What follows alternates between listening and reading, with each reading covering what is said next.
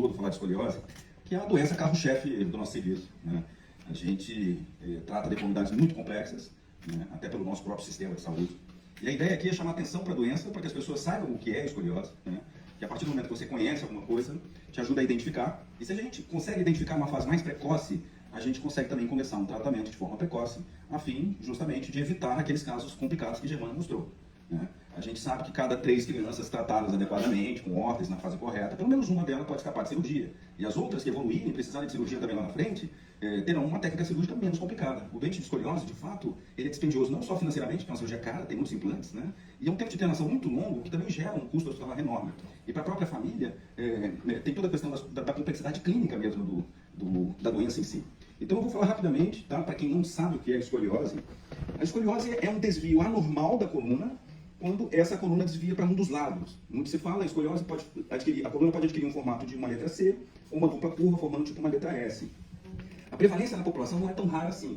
Os estudos variam muito, mas a última trial lá da OMS mostrou que até 4% da população mundial pode ter algum grau de escoliose. Tá? A gente não está falando só daquelas escolioses graves, mas tem muita gente que tem escoliose de uma forma mais branda e nem sabe. Tá? E se for pegar Brasil, deve ser de 6 a 8 milhões de pessoas com escoliose. Então há uma prevalência relativamente alta. E escoliose tem diversas causas. A mais comum, que a gente chama de idiopática, idiopática na medicina é um termo usado quando a gente não conhece bem a causa. Tá? Hoje a gente já sabe que tem um fator genético, uma certa herança familiar, mas ainda não está totalmente elucidado as causas da escoliose idiopática. Temos ainda a escoliose congênita, quando já vem do período embrionário, alguma alteração da formação da coluna, as escolioses que são associadas a síndromes, e a escoliose por doença neurológica ou muscular. É muito importante não confundir escoliose com os termos cifose e lordose. Carelli fala isso muito bem no podcast que ele lançou recentemente, tá? Sugiro a todos que assistam, foi muito bom. A cifose e a lordose são curvaturas normais, tidas como fisiológicas, que a coluna de todos nós apresenta quando saudável. Quando a gente está de lado, existe uma curvatura tanto no pescoço, quanto na região torácica e na região lombar. Tá? Então não confundir com escoliose. Algumas crianças, além de escoliose, podem apresentar também hipercifose, tá? Que muitas vezes complica ainda mais o tratamento. Vamos falar da escoliose idiopática, que é mais comum. A gente classifica ela de acordo com o período de apresentação, tá? Infantil, juvenil e do adolescente, de acordo com a idade com que a criança é feito seu diagnóstico. De 0 a 3 anos é infantil, de 4 a 10 a gente chama de juvenil, mais de 10 anos é a escoliose do adolescente, e existe também a escoliose do adulto, pacientes já esqueleticamente maduros. Primeira coisa, o que a gente tem que fazer? É olhar pelas crianças. Eu falo que muita gente chega um pai, às vezes, com uma escoliose super grave, que eu fico pensando, esse pai não olha para o filho, né? Você tem que olhar para a criança, né? Então, o primeiro passo é tentar ver a criança de costas e avaliar se a criança tem algum desequilíbrio de ombros, tem algum desnivelamento da bacia. Quando a gente vê uma pessoa de costas, existe um triângulo, que a gente chama de triângulo do Talley. Esse triângulo está assimétrico, né? Como é que está a bacia? Qualquer desnivelamento ou assimetria de tronco tem que levantar a suspeita de ter uma escoliose. Tá?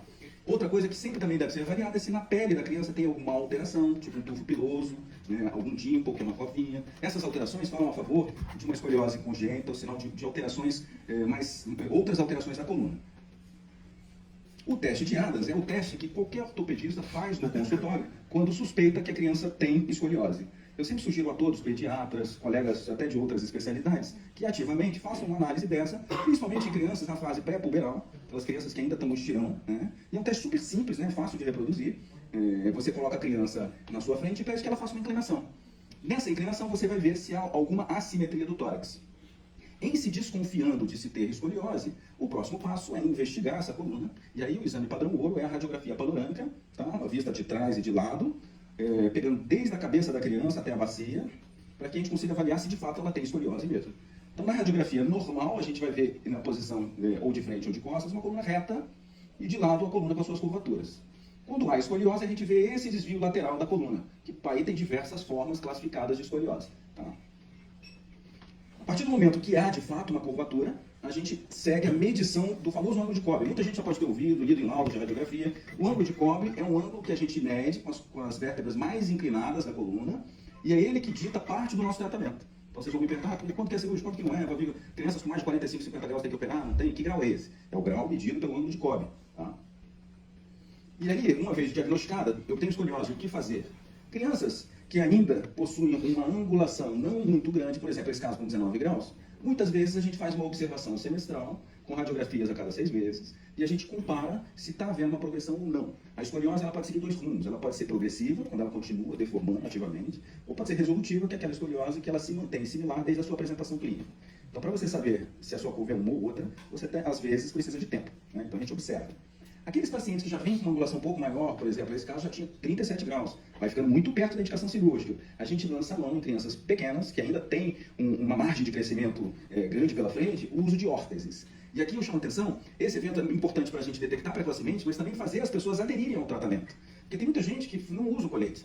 O colete deve ser usado ativamente pelo tempo prescrito pelo especialista. Quanto mais tempo ele for utilizado durante o dia, maior a chance de sucesso, né? Você vê que, eventualmente, o colete pode até corrigir a angulação. De 37 ele caiu um pouquinho, mas o intuito é evitar a progressão da curva para a gente não deixar esse paciente virar cirúrgico. Tá? E se virar também que seja uma curva menor, menos grave. Há alguns casos, mesmo com o uso do colete, a curva progride lentamente, pouco a pouco, e acaba precisando de cirurgia. A cirurgia, se realizada numa fase mais precoce, vai ser uma cirurgia de menor tempo, menor extensão, né? A gente faz cirurgias menores, e que vai ter um impacto menor na vida do doente. Por exemplo, essa aqui é uma curva que já tinha indicação de operar, mas é uma curva menor, tá? Que foi operada com excelente resultado. Eu deixei que depois a gente vai ter um debate com os colegas do grupo, mas algumas curvas que são ou negligenciadas ou não vistas evoluem para casos muito graves. E, eventualmente, a gente precisa lançar mão até de sistemas como esse de tração. Consegue botar, por favor, Emil, o último vídeo ali só para mostrar? Emil? Dá play no vídeo, nos dois, dá no último também. O que é isso aí? Isso é um sistema de tração que a gente tem aqui no INTO. Curvas muito graves e rígidas. A gente deixa a criança em tração por algumas semanas para tentar flexibilizar essa curva. Então, isso gera despesa, gera para o paciente ter que ficar internado algum tempo com um halo na cabeça. Depois o pessoal da equipe multi pode falar para a gente o que isso gera de angústia para o paciente.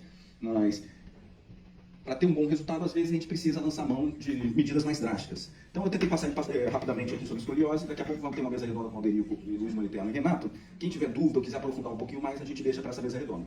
Tá? Obrigado. Vou falar um pouquinho sobre mais a evolução do tratamento cirúrgico, né, no Brasil, que se confunde um pouco com o Hospital de Traumatortopedia e o nosso INTO. A cirurgia de escoliose na era moderna, que se utiliza instrumentação, prótese para corrigir, ela foi primeiramente realizada no Brasil, num hospital de crianças, aqui na cidade do Rio de Janeiro, no Hospital Jesus. O médico que desenvolveu esse sistema de fixação, de correção, dos Estados Unidos, veio realizar uma cirurgia demonstrativa. E isso logo depois que foi fundado o Hospital de Traumatortopedia, né? Através do Dr. Cláudio Pedras e do Dr. Godinho, que foram dos pioneiros do serviço de coluna. O Dr. Cláudio Pedras funcionava mais no departamento, no centro de deformidade. E vocês viram aqui na aula do Dr. Ricardo que tem deformidades muito grandes que precisava de uma liberação, estagiar a cirurgia, igual a Germana falou, para flexibilizar a curva, para diminuir os riscos neurológicos, incluindo de paralisia. Então nós tivemos aqui pioneiros também do acesso para a coluna vertebral através do tórax e do abdômen, Dr. Raul e Dr. José Augusto.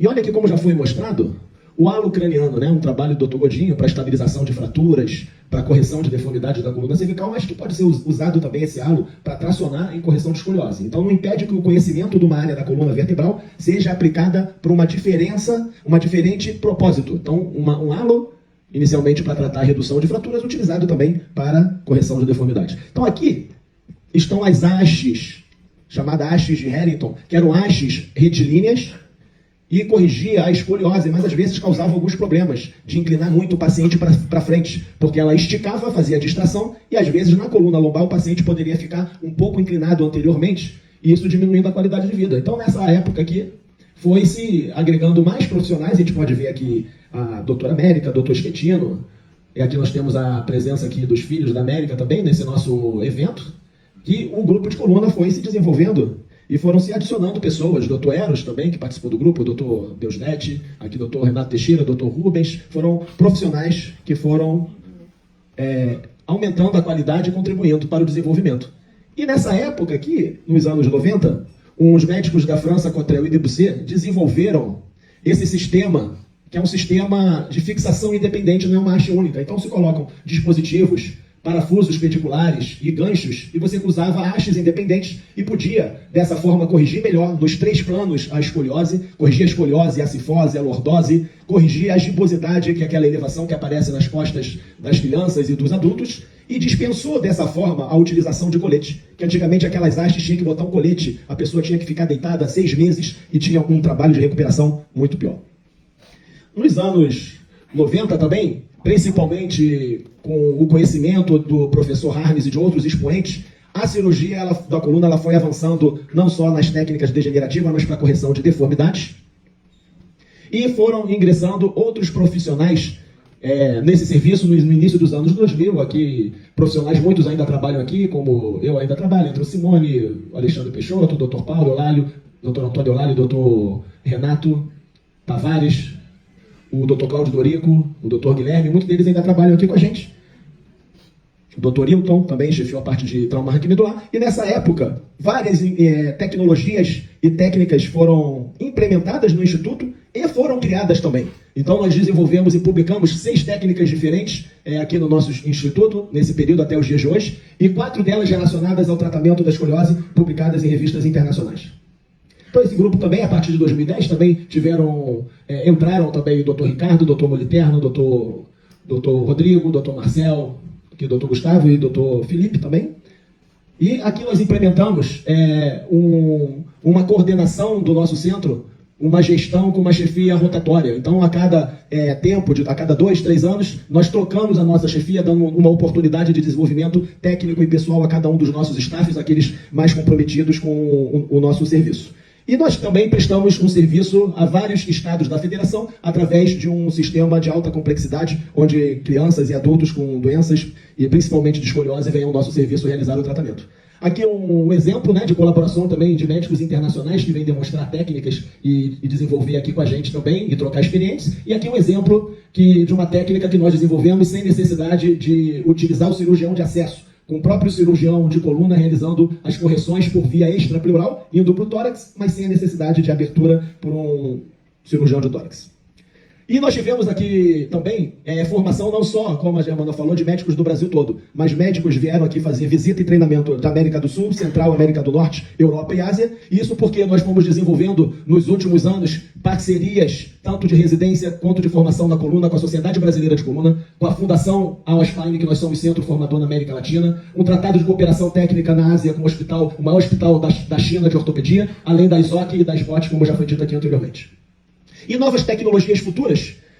Aqui foi um hospital que foi primeiro a ter o navegador no Brasil, e novas tecnologias são sempre bem-vindas, e nós somos uma vanguarda desse tipo. E aqui são técnicas que nós não temos ainda, mas que futuramente nós vamos ter de correção de escoliose, sem deixar a coluna rígida. Tem uma indicação específica, são parafusos que colocam pela cavidade torácica ou pelo retroperitônio na coluna lombar, com hastes flexíveis para modular o crescimento. Aqui outro exemplo também para de crianças com hastes magnéticas que podem fazer uma correção sem necessidade de uma nova intervenção cirúrgica para fazer o alongamento a nível de consultório, isso pode ser realizado. Aqui um exemplo de como isso vai acontecendo, exemplo da literatura, né? Nós não temos esse instrumental. E os resultados cirúrgicos ótimos em estudos multicêntricos. Aqui um outro tipo de nova tecnologia no mundo, nessa aula também é para falar do Brasil e no mundo, de outro dispositivo de correção de deformidade dinâmica com catraca. Existem diversos exemplos, esse aqui é um exemplo que se instala quando a curva não é muito grave e de acordo com o crescimento da criança ou do adolescente, não há necessidade de fazer uma outra operação e tem as suas indicações técnicas também. E indo para a segurança, né, aqui existe navegadores mais modernos, onde permite a colocação de parafusos, quando foi bem dito aqui também, existe um risco neurológico tanto na colocação das próteses em relação à medula e as estruturas ao redor da coluna vertebral, que são os vasos sanguíneos, como a aorta, pulmão e outros órgãos. E aqui mostrando também esses resultados, tanto de navegação quanto robótica, de melhor acurácia, que significa precisão durante o ato cirúrgico, diminuindo dessa forma o risco de intercorrências. Aqui os resultados da literatura com essas novas tecnologias. Muito obrigado.